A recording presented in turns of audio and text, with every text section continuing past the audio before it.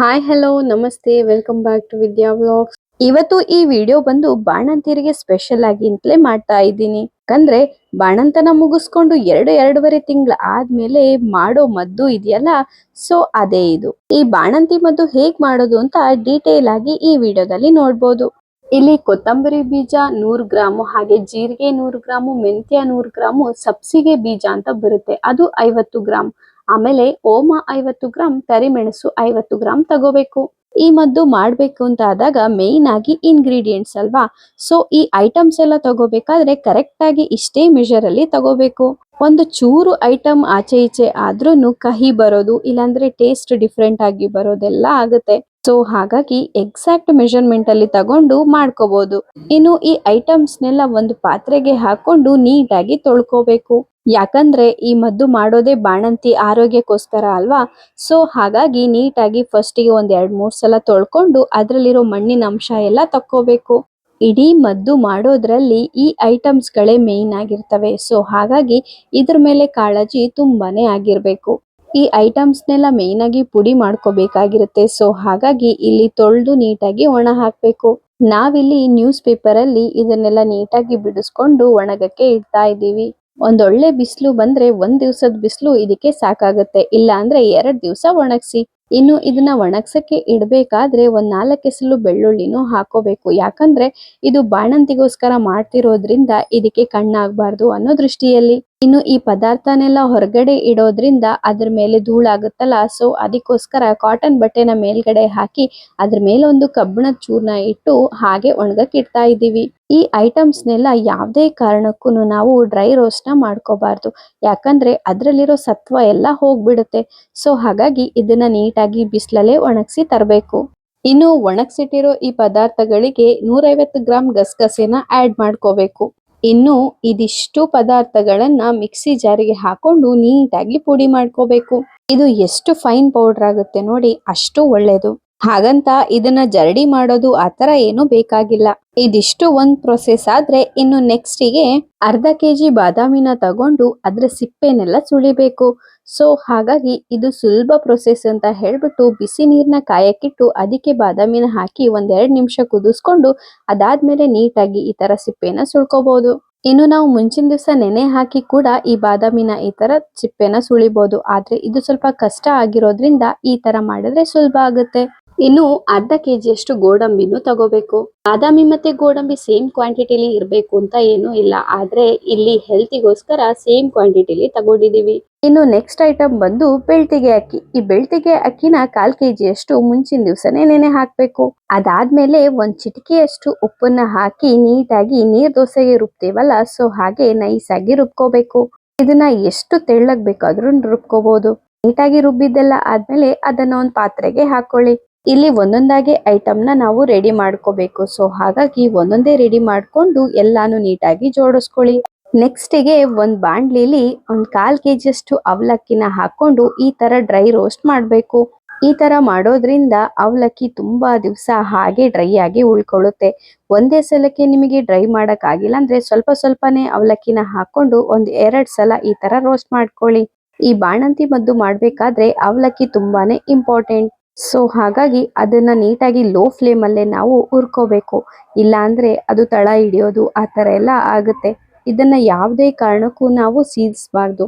So ಹಾಗಾಗಿ ತುಂಬಾನೇ careful ಆಗಿ ಡ್ರೈ ರೋಸ್ಟ್ ನ ಮಾಡ್ಕೊಳ್ಳಿ. ಇನ್ನು ಅವಲಕ್ಕಿಲಿ ಗಟ್ಟಿ ಅವಲಕ್ಕಿ ಮತ್ತೆ ಪೇಪರ್ ಅವಲಕ್ಕಿ ಸಿಗುತ್ತೆ. ಸೊ ಕನ್ಫ್ಯೂಷನ್ ಮಾಡ್ಕೊಳ್ದೇನೆ ಪೇಪರ್ ಅವಲಕ್ಕಿನೇ ತಗೋಬೇಕು. ಇನ್ನು ಈ ಬಾಣಂತಿ ಮದ್ದಲ್ಲಿ ಮೇನ್ ಇಂಗ್ರೀಡಿಯೆಂಟ್ ಬಂದು ಈ ಓಲೆ ಬೆಲ್ಲ. ಇನ್ನು ಈ ಮದ್ದು ಮಾಡ್ಬೇಕಾದ್ರೆ ಎಕ್ಸಾಕ್ಟ್ ಕ್ವಾಂಟಿಟಿ ನೋಡ್ಕೋಬೇಕು. ಸೊ ಹಾಗಾಗಿ ಇಲ್ಲಿ 10 ಓಲೆ ಬೆಲ್ಲನ ತಗೊಂಡಿದೀವಿ. ಈ ಓಲೆ ಬೆಲ್ಲನ ಪ್ಯೂರ್ ಆಗಿ ಈಚಲ್ ಮರದ ಶೇಂದಿಲೇ ಮಾಡ್ತಾರೆ. ಈಗಂತೂ ಇದ್ರಲ್ಲಿ ತುಂಬಾನೇ ಕಲಬೆರಕೆ ಮಾಡ್ತಾರೆ. ಸೊ ಇದನ್ನ ಹೇಗೆ ಟೆಸ್ಟ್ ಮಾಡೋದು ಅಂದ್ರೆ, ಪ್ಯೂರ್ ಓಲೆ ಬೆಲ್ಲ ಯಾವಾಗ್ಲೂ ತುಂಬಾನೇ ಸಾಫ್ಟ್ ಆಗಿರುತ್ತೆ, ಆದ್ರೆ ಕಲಬೆರಕೆ ಇದ್ದಿದ್ದು ಸ್ವಲ್ಪ ಗಟ್ಟಿಯಾಗಿರುತ್ತೆ. ಇನ್ನು ಓಲೆ ಬೆಲ್ಲ 10 ತಗೋಬೇಕು, ಹಾಗೆ ಮಾಮೂಲಿ ಬೆಲ್ಲ ಅರ್ಧ ಕೆಜಿಯಷ್ಟು ತಗೋಬೇಕು. ಇನ್ನು ತೆಂಗಿನಕಾಯಿ ಹೋಳ್ ಬಂದು 3 ತಗೋಬೇಕು, ಅಂದ್ರೆ 1.5 ಕಾಯಿಯಷ್ಟು ತಗೋಬೇಕು. ಅದಾದ್ಮೇಲೆ ತುಪ್ಪ ಅರ್ಧ ಲೀಟರ್, ಹಾಗೆ ತೆಂಗಿನ ಎಣ್ಣೆ 1 ಲೀಟರ್ ತಗೋಬೇಕು. ಮದ್ದು ಮಾಡೋಕು ಮುಂಚೆ ಇವನ್ನೆಲ್ಲ ನೀಟಾಗಿ ಒಂದ್ ಕಡೆಯಿಂದ ಎತ್ತಿಟ್ಕೋಬೇಕು. ಎಲ್ಲಾ ಐಟಮ್ಸ್ ಎಲ್ಲ ರೆಡಿ ಮಾಡ್ಕೊಂಡೆಲ್ಲ ಆದ್ಮೇಲೆ ಇನ್ನು ನೆಕ್ಸ್ಟ್ ಪ್ರೊಸೆಸ್ ಬಂದು ಮದ್ದು ಮಾಡೋದು. ಇಲ್ಲಿ ನಾವು ಸಾಂಬಾರ್ ಪದಾರ್ಥನೆಲ್ಲ ಒಣ ಹಾಕಿ ಅದನ್ನ ಪುಡಿ ಮಾಡ್ಕೊಂಡಿರ್ತೀವಿ ನೋಡಿ, ಅದಕ್ಕೆ ಸ್ವಲ್ಪ ಸ್ವಲ್ಪನೇ ರುಬ್ಬಿರೋ ಬೆಳ್ತಿಗೆ ಅಕ್ಕಿ ಇಟ್ಟಿರ್ತಾವಲ್ಲ, ಸೊ ಅದನ್ನ ಸ್ವಲ್ಪ ಸ್ವಲ್ಪ ಹಾಕಿ ಮಿಕ್ಸ್ ಮಾಡ್ಕೊಂಡು ಉಂಡೆ ತರ ಮಾಡ್ಕೋಬೇಕು. ಈ ರುಬ್ಬಿರೋ ಹಿಟ್ಟು ಎಷ್ಟಾಗುತ್ತೆ ಅಷ್ಟು ಹಾಕೊಳ್ಳಿ. ಅದಾದ್ಮೇಲೆ ಇನ್ನೂ ಬೇಕು ಅಂತ ಆದ್ರೆ ಸ್ವಲ್ಪ ನೀರ್ನು ಮಿಕ್ಸ್ ಮಾಡ್ಕೋಬಹುದು. ಈ ಬಾಣಂತಿ ಮದ್ದಲ್ಲಿ ಮೇನ್ ಇಂಗ್ರೀಡಿಯೆಂಟ್ ಬಂದೇ ಇದಾಗಿರುತ್ತೆ. ನಾನು ನನ್ನ ಮೊದಲನೇ ಬಾಣಂತನದಲ್ಲಿ ಈ ಮದ್ದನ್ನ ಮಾಡಿಸ್ಕೊಂಡಿರ್ಲಿಲ್ಲ. ಆದ್ರೆ ಎರಡನೇ ಬಾಣಂತನದಲ್ಲಿ ಮಾಡಿಸ್ಕೋಬೇಕು ಅಂತಲೇನೆ ಮಾಡ್ಕೊಂಡಿದ್ವಿ. ಹಾಗಂತ ನಮ್ ಮಂಗಳೂರ್ ಕಡೆ ಈ ಮದ್ದಿಗೆ ಮನಾರ ಮದ್ದು ಹಾಗೆ ಕಡೆ ಮದ್ದು ಅಂತಲೂ ಕರೀತಾರೆ. ಯಾಕಂದ್ರೆ ಎಲ್ಲಾ ಮದ್ದೆಲ್ಲ ಆದ್ಮೇಲೆ ಕಡೆಯದಾಗಿ ಬಾಣಂತಿ ಕೊಡೋ ಮುಖ್ಯವಾದ ಮದ್ದು ಇದಾಗಿರುತ್ತೆ.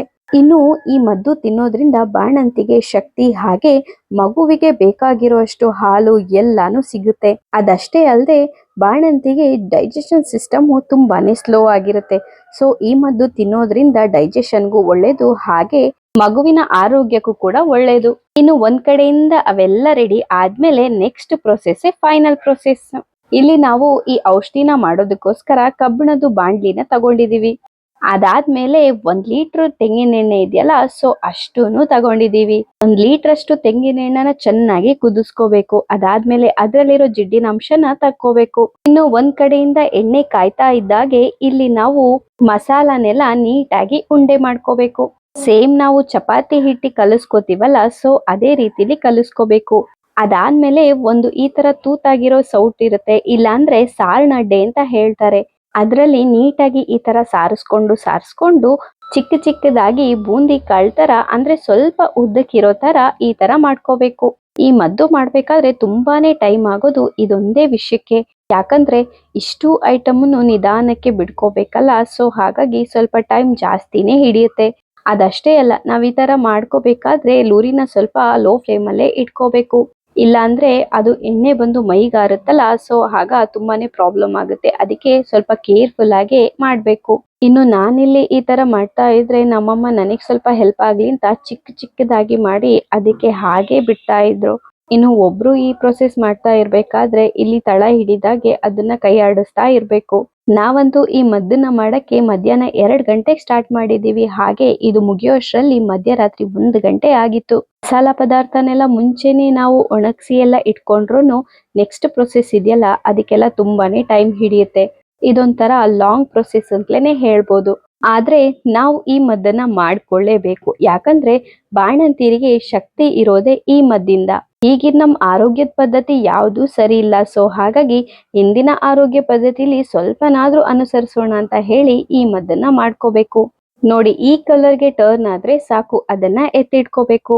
ಇನ್ನು ಅದೇ ಎಣ್ಣೆಲಿ 3 ಹೋಳಷ್ಟು ತುರ್ದಿರೋ ಕಾಯಿನ ಹಾಕಿ ಅದನ್ನು ಅದರಲ್ಲಿ ಹಾಗೆ ಬೇಯಿಸ್ಕೋಬೇಕು. ಇಲ್ಲಿ ಕಾಯಲ್ಲಿ ಆಲ್ರೆಡಿ ಎಣ್ಣೆ ಅಂಶ ಇರೋದ್ರಿಂದ ಈ ಎಣ್ಣೆ ಜೊತೆ ಸೇರ್ಕೊಂಡು ಅದ್ರಲ್ಲಿರೋ ಎಣ್ಣೆ ಎಲ್ಲ ಈ ಎಣ್ಣೆ ಜೊತೆನೆ ಬಿಟ್ಕೊಳ್ಳುತ್ತೆ. ಇಲ್ಲಿ ಯಾವ್ದನ್ನಾದ್ರೂ ಅಷ್ಟೇ ಫ್ರೈ ಮಾಡ್ಬೇಕಾದ್ರೆ ಆದಷ್ಟು ಲೋ ಫ್ಲೇಮ್ ಅಲ್ಲೇ ಇಟ್ಕೋಬೇಕು. ಸ್ವಲ್ಪ ಟೈಮ್ ಹಿಡಿಯುತ್ತೆ, ಆದ್ರೂನು ಪರವಾಗಿಲ್ಲ, ನಿಧಾನಕ್ಕೆನೆ ಈ ಮದ್ದನ್ನ ನೀಟಾಗಿ ಮಾಡ್ಬೇಕು. ಯಾಕಂದ್ರೆ ಇದನ್ನ ತುಂಬಾ ದಿವಸ ಸ್ಟೋರ್ ಇಡೋದ್ರಿಂದ ಇದರಲ್ಲಿ ಸ್ವಲ್ಪನೂ ನೀರಿನ ಅಂಶ ಇರಬಾರ್ದು. ಈ ಮದ್ದನ್ನ ಡೆಲಿವರಿ ಆದ್ಮೇಲೆ ಎಲ್ಲಾ ತರದ್ದು ಮದ್ದುಗಳೆಲ್ಲ ಮುಗ್ದಾದ್ಮೇಲೆ ಕೊಡ್ತಾರೆ. ಅದನ್ನು ಒಂದು 2-2.5 ತಿಂಗಳ ಆದ್ಮೇಲೆ ಈ ಮದ್ದನ್ನ ಮಾಡ್ತಾರೆ. ಯಾಕಂದ್ರೆ ಇದು ಕೊನೆ ಮದ್ದಾಗಿರುತ್ತೆ. ಇದು ತಿಂತಾ ಇರ್ಬೇಕಾದ್ರೆ ತುಂಬಾನೇ ಹೀಟ್ ಅನ್ಸುತ್ತೆ, ಬಾಡಿ ಎಲ್ಲ ತುಂಬಾ ಬಿಸಿ ಆಗುತ್ತೆ. ಹಾಗಾಗಿ ನಮಗೆ ಶೀತ ಆತರ ಎಲ್ಲ ಆಗೋದು ತುಂಬಾನೇ ಕಡಿಮೆ. ಇನ್ನು ಕಾಯಿ ಈ ಕನ್ಸಿಸ್ಟೆನ್ಸಿಗೆ ಬಂದಾದ್ಮೇಲೆ ತಕ್ಕೋಬೇಕು. ಅದಾದ್ಮೇಲೆ ಇಲ್ಲಿ 1 kg ಅಷ್ಟು ಈರುಳ್ಳಿನ ನೀಟಾಗಿ ಚಿಕ್ಕದಾಗಿ ಕಟ್ ಮಾಡ್ಕೊಂಡು ಅದಾದ್ಮೇಲೆ ಅದರಲ್ಲಿ ಸ್ವಲ್ಪ ಎತ್ತಿಟ್ಕೊಂಡು ಇನ್ನು ಉಳ್ದಿರೋ ಈರುಳ್ಳಿನ ಈ ತರ ನೀಟಾಗಿ ಇದೇ ಎಣ್ಣೆಯಲ್ಲಿ ಫ್ರೈ ಮಾಡ್ಕೋಬೇಕು. ಒಂದ್ಸಲ 1 ಲೀಟರ್ ಅಷ್ಟು ಎಣ್ಣೆ ತಗೊಂಡ್ರೆ ಮುಗೀತು. ಇನ್ನು ಅದ್ರಲ್ಲೇ ಏನೇನಿದೆ ಎಲ್ಲಾನು ಬೇಯಿಸ್ಕೋಬೇಕು.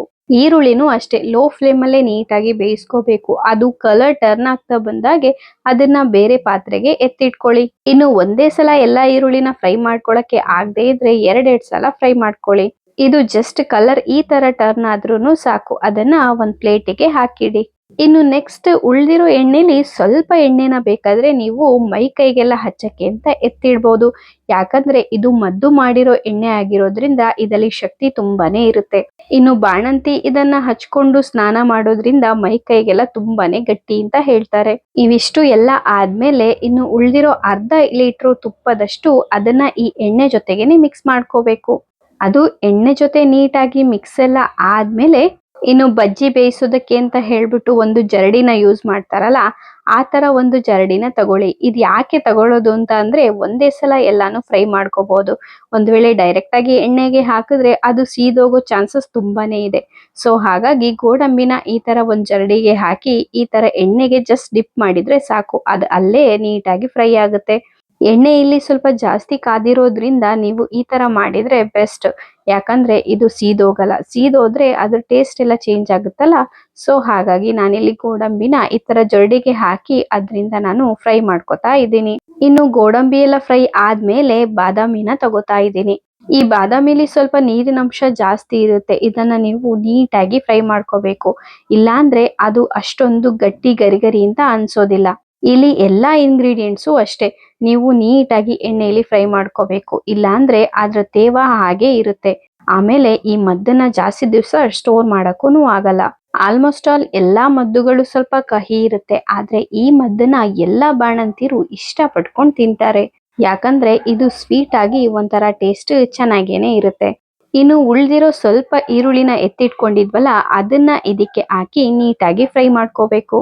ಇದು ಇನ್ನೊಂದ್ಸಲ ಸಪ್ರೇಟ್ ಆಗಿ ಯಾಕೆ ಈ ತರ ಹಾಕೋತಿರೋದು ಅಂತಂದ್ರೆ ಇದು ಈಗ ತುಪ್ಪದಲ್ಲಿ ಉರಿತಾ ಇರೋದಲ್ವಾ, ಸೊ ಹಾಗಾಗಿ ಇಲ್ಲಿ ಫ್ಲೇವರ್ ತುಂಬಾನೇ ಚೆನ್ನಾಗಿರುತ್ತೆ.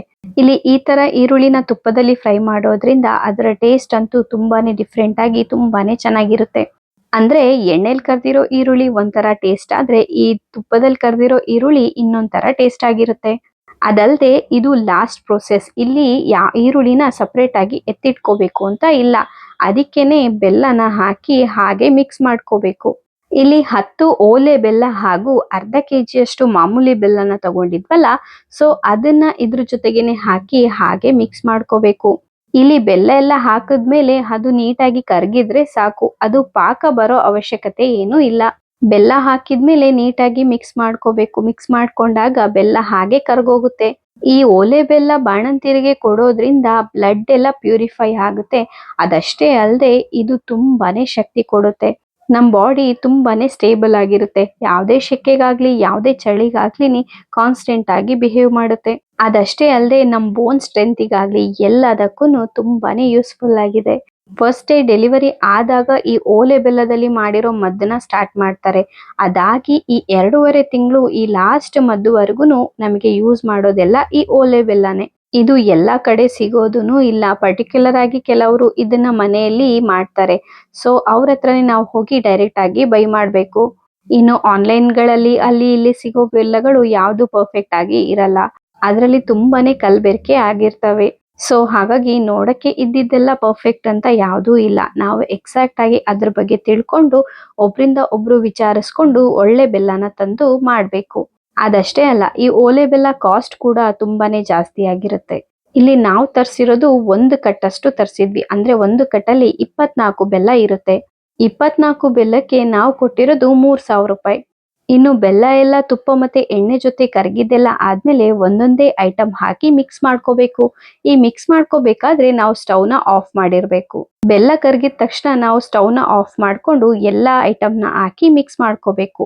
ಮೊದ್ಲಿಗೆ ನಾವು ಬೂಂದಿ ಕಾಳ್ ತರ ರೆಡಿ ಮಾಡಿದ್ವಲ್ಲ, ಆ ಮಸಾಲಾನ ಹಾಕಿ ಮಿಕ್ಸ್ ಮಾಡ್ಕೋಬೇಕು. ಅದಾದ್ಮೇಲೆ ಕಾಯಿ ತುರಿನ ಹಾಕಿ ಹಾಗೆ ಮಿಕ್ಸ್ ಮಾಡ್ಕೋಬೇಕು. ಹೀಗೆ ಒಂದೊಂದಾಗಿ ಐಟಮ್ನೆಲ್ಲ ಹಾಕಿ ಮಿಕ್ಸ್ ಮಾಡ್ತಾ ಬರ್ಬೇಕು. ಇನ್ನು ನೆಕ್ಸ್ಟಿಗೆ ಈರುಳ್ಳಿನೆಲ್ಲ ಹಾಕೋಬೇಕು. ಇನ್ನು ನೆಕ್ಸ್ಟ್ ಬಾದಾಮಿ ಗೋಡಂಬಿ ಅದನ್ನು ಹುರ್ಕೊಂಡಿದ್ವಲ್ಲ, ಸೊ ಅದನ್ನು ಹಾಕಿ ಮಿಕ್ಸ್ ಮಾಡ್ಕೋಬೇಕು. ಇನ್ನು ಲಾಸ್ಟಿಗೆ ನಾವು ನೀಟಾಗಿ ಡ್ರೈ ರೋಸ್ಟ್ ಮಾಡಿದೀವಲ್ಲ, ಆ ಅವಲಕ್ಕಿನ ಹಾಕಿ ಮಿಕ್ಸ್ ಮಾಡ್ಕೋಬೇಕು. ಇನ್ನು ಈ ಬೆಲ್ಲ ಆರೋದ್ರ ಒಳಗಡೆ ಇದನ್ನ ನೀಟಾಗಿ ಮಿಕ್ಸ್ ಮಾಡ್ಕೋಬೇಕು. ಯಾಕಂದ್ರೆ ಆ ಬೆಲ್ಲ ಎಲ್ಲ ಇದಕ್ಕೆ ನೀಟಾಗಿ ಹಿಡಿಬೇಕಲ್ವಾ, ಸೊ ಹಾಗಾಗಿ ಒಂದೊಂದಾಗಿ ನೀಟಾಗಿ ಮಿಕ್ಸ್ ಮಾಡ್ಕೊಂಡ್ರೆ ಬೆಸ್ಟ್ ಅಂತಲೇ ಹೇಳ್ಬೋದು. ಮಿಕ್ಸ್ ಮಾಡ್ಕೋಬೇಕಾದ್ರೆ ತುಂಬಾನೇ ಹುಷಾರಾಗಿರ್ಬೇಕು. ಯಾಕಂದ್ರೆ ಇಲ್ಲಿ ಬೆಲ್ಲ ಪಾಕ ಆಗಿರೋದ್ರಿಂದ ಅದರಲ್ಲಿ ತುಂಬಾನೇ ಬಿಸಿ ಕಾವು ಹೊಡಿತಾ ಇರುತ್ತೆ. ಅದಷ್ಟೇ ಅಲ್ಲದೆ ಎಣ್ಣೆ ಮತ್ತು ತುಪ್ಪದ ಮಿಶ್ರಣ ಇರೋದ್ರಿಂದ ತುಂಬಾನೇ ಬಿಸಿಯಾಗಿರುತ್ತೆ. ಸೊ ಹಾಗಾಗಿ ನೀಟಾಗಿ ಮಿಕ್ಸ್ ಮಾಡ್ಕೊಳ್ಳಿ. ಇಲ್ಲಿ ಮಿಕ್ಸ್ ಮಾಡ್ಕೋಬೇಕಾದ್ರೂ ಅಷ್ಟೇ, ನಮಗೆ ಕಂಫರ್ಟ್ ಆಗಿರೋ ಯಾವ್ದಾದ್ರು ಸೌಟು ಆ ತರ ತಗೊಂಡು ನೀಟಾಗಿ ಮಿಕ್ಸ್ ಮಾಡ್ಕೊಂಡ್ರೆ ಬೆಸ್ಟ್ ಅಂತಲೇ ಹೇಳ್ಬೋದು. ಎಕ್ಸಾಕ್ಟ್ ಆಗಿ ಇಷ್ಟೇ ಕ್ವಾಂಟಿಟಿಲಿ ನಾವು ಐಟಮ್ನೆಲ್ಲ ತಗೊಂಡು ಮಾಡಿದ್ರೆ ಈವನ್ ಆಗಿ ಎಲ್ಲಾನು ನೀಟಾಗಿ ಮಿಕ್ಸ್ ಆಗುತ್ತೆ. ಇಲ್ಲ ಅಂದ್ರೆ ಒಂದ್ ಇಂಗ್ರೀಡಿಯೆಂಟ್ಗೆ ಯಾವ್ದಕ್ಕಾದ್ರೂ ಅದು ಅದ್ರ ಮಸಾಲೆ ಎಲ್ಲ ಹಿಡಿಯೋದೆಲ್ಲ ಕಡಿಮೆ ಆಗುತ್ತೆ. ಇಲ್ಲಿ ಬಾದಾಮಿನ ಕೆಲವರು ಹಾಗೆ ತಿನ್ನಕ್ಕೆ ಇಷ್ಟಪಡಲ್ಲ. ಸೊ ಅವ್ರು ಬೇಕಾದ್ರೆ ಇದನ್ನ ಹಾಗೆ ಜಜ್ಕೊಂಡು ಇಲ್ಲ ಒಂದ್ 2-3 ಪೀಸ್ ಮಾಡ್ಕೊಂಡಾದ್ರೂ ಇದಕ್ಕೆ ಮಿಕ್ಸ್ ಮಾಡ್ಕೋಬಹುದು. ಅದಷ್ಟೇ ಅಲ್ಲದೆ ಕೆಲವರಿಗೆ ಒಣ ದ್ರಾಕ್ಷಿ ಅಂದ್ರೆ ಇಷ್ಟ ಇರುತ್ತೆ. ಸೊ ಒಣ ದ್ರಾಕ್ಷಿ ಇಷ್ಟ ಇರೋರು ಇದ್ರ ಜೊತೆಗೆ ಅದನ್ನು ಆಡ್ ಮಾಡ್ಕೋಬಹುದು. ಇದು ತಿನ್ನಕ್ಕೂ ಅಷ್ಟೇ ತುಂಬಾನೇ ರುಚಿಯಾಗಿರುತ್ತೆ. ಯಾರಿಗೂ ಒಂದ್ಸಲನೂ ಬೇಜಾರು ಅಂತಲೇ ಅನ್ಸಲ್ಲ. ಅದಷ್ಟೇ ಅಲ್ಲದೆ ನಮ್ ಕಡೆ ಬಂದವರೆಲ್ಲ ಬಾಣಂತಿ ಮದ್ದು ಮಾಡಿಲ್ವಾ ಅಂತ ಕೇಳ್ತಾರೆ. ಸೊ ಅವರಿಗೂ ಸ್ವಲ್ಪ ಸ್ವಲ್ಪ ತಿನ್ನೋದಕ್ಕೆ ಕೊಡ್ತೀವಿ. ನಮ್ ತುಳುವಿನಲ್ಲಿ ಈ ಮದ್ದಿಗೆ ಮಲ್ಲ ಮರ್ದು ಮನಾರ ಮರ್ದು ಈ ತರ ಎಲ್ಲ ಅಂತಾರೆ. ಆದ್ರೆ ಈ ಮದ್ದನ್ನ ಹಾಸನ್ ಕಡೆ ಮಾಡೋದಿಲ್ಲ. ಹಾಗಂತ ಈ ಮದ್ದನ್ನ ಕೆಲವರು ಸಿ ಸೆಕ್ಷನ್ ಆದವರು ತಗೋಬೋದಾ ಹಾಗೆಲ್ಲ ಕೇಳ್ತಾರೆ. ಇದನ್ನ ಸಿ ಸೆಕ್ಷನ್ ಆದವರು ತಗೋಬಹುದು, ನಾರ್ಮಲ್ ಡೆಲಿವರಿ ಆದವರುನು ತಗೋಬಹುದು. ಇನ್ನು ಮೊದ್ಲು ಈ ಮದ್ದೆಲ್ಲ ರೆಡಿ ಆದ್ಮೇಲೆ 3 ವೀಳ್ಯದೆಲೆನ ತಗೊಂಡು ಅದಕ್ಕೆ ಸ್ವಲ್ಪ ಸ್ವಲ್ಪ ಹಾಕಿ ಅದನ್ನ ಹಾಗೆ ಮೇಲ್ಗಡೆ ಎತ್ತಿಡ್ಬೇಕು. ಇದೊಂಥರ ಸಿಂಪಲ್ ಆಗಿ ಎಡೆ ಇಡೋದು ಅಂತ ಹೇಳ್ತಾರೆ. ಯಾಕಂದ್ರೆ ನಮ್ ಹಿರಿಯರು ಫಸ್ಟ್ ತಿಂದ್ ಹೋಗ್ಲಿ ಅನ್ನೋ ನಂಬಿಕೆ. ಅದಾದ್ಮೇಲೆ ಮದ್ದು ಹೇಗಿದೆ ಅಂತ ನಾವೂನು ಟೇಸ್ಟ್ ನೋಡ್ಬೋದು. ಇನ್ನು ಈ ಮದ್ದು ಮಾಡಿದ್ಮೇಲೆ ಇದ್ರ ರಿಯಲ್ ಟೇಸ್ಟ್ ಗೊತ್ತಾಗೋದು ಮಾರನೇ ದಿವ್ಸಕ್ಕೆ. ಮದ್ದೆಲ್ಲ ರೆಡಿ ಆದ್ಮೇಲೆ ಈ ತರ ಒಂದು ಬಿಳಿ ಬಟ್ಟೆಲಿ ಅದನ್ನ ನೀಟಾಗಿ ಮುಚ್ಚಿಡ್ಬೇಕು. ಇಲ್ಲಿ ಬರೀ ಬಟ್ಟೆನಷ್ಟೇ ಮುಚ್ಚಿಡ್ಬೇಕು. ಇದ್ರ ಮೇಲೆ ಪ್ಲೇಟ್ ಇಡೋದಾಗ್ಲಿ ಆ ತರ ಎಲ್ಲ ಏನು ಮಾಡ್ಬಾರ್ದು. ಯಾಕಂದ್ರೆ ಇದ್ರಲ್ಲಿರೋ ನೀರಿನ ಅಂಶ ಎಲ್ಲ ಆವಿಯಾಗಿ ಹೋಗ್ಬೇಕಲ್ಲ. ಸೊ ಹಾಗಾಗಿ ಇನ್ನು ಇದು ನೀಟಾಗಿ ತಣ್ಣ ಕೂಡ ಆಗ್ಬೇಕು. ನಾವೊಂದ್ ವೇಳೆ ಇದಕ್ಕೆ ಪ್ಲೇಟ್ ಎಲ್ಲ ಮುಚ್ಚಿಟ್ರೆ ಇದು ತಣ್ಣಗಾಗಲ್ಲ, ಅಲ್ಲೇ ಗಟ್ಟಿಯಾಗಿ ಹೋಗುತ್ತೆ. ನಾವಿದನ್ನ ಮಾಡಿ ಮುಗ್ಸೋವಾಗ 1 ಗಂಟೆ ಆಗಿತ್ತು. ಇನ್ನು ರಾತ್ರಿಗೆ ನಾವು ಮುಚ್ಚಿಟ್ಟು ನೆಕ್ಸ್ಟ್ ಡೇಗೆ ಓಪನ್ ಮಾಡಿದ್ವಿ. ನೆಕ್ಸ್ಟ್ ಡೇ ಓಪನ್ ಮಾಡಿದಾಗ ಅಂತೂ ಇದ್ರ ಟೇಸ್ಟ್ ತುಂಬಾನೇ ಚೆನ್ನಾಗಿತ್ತು. ನಮ್ಮಮ್ಮನ್ಗೆ ಇದು ಹೇಗ್ ಮಾಡೋದು ಅಂತ ಗೊತ್ತಿತ್ತು. ಆದ್ರೆ ಅವ್ರು ಮಾಡ್ತಿರೋದು ಇದೇ ಮೊದಲನೇ ಸಲ. ಅಂದ್ರೆ ಅವ್ರು ಚಿಕ್ಕವರಿರ್ಬೇಕಾದ್ರೆ ಮಾಡ್ತಿರೋ ಮದ್ದು ತುಂಬಾನೇ ನೆನ್ಪಿಟ್ಕೊಂಡು ಈಗ ಮಾಡ್ತಾ ಇದ್ದಾರೆ. ಇನ್ನು ಈ ಮನಾರ ಮರ್ದನ್ನ ದಿವಸಕ್ಕೆ 2 ಸಲ ಅಂದ್ರೆ ಬೆಳಗ್ಗೆ ಸಂಜೆ ತಿನ್ಬೋದು. ಈ ಮದ್ದಿನ ರೆಸಿಪಿ ನಿಮಗೆ ಇಷ್ಟ ಆಯ್ತು ಅಂತ ಆದ್ರೆ ನನ್ನ ಚಾನೆಲ್ನ ಲೈಕ್, ಶೇರ್, ಸಬ್ಸ್ಕ್ರೈಬ್ ಮಾಡೋದನ್ನ ಮರಿಬೇಡಿ. Thank you.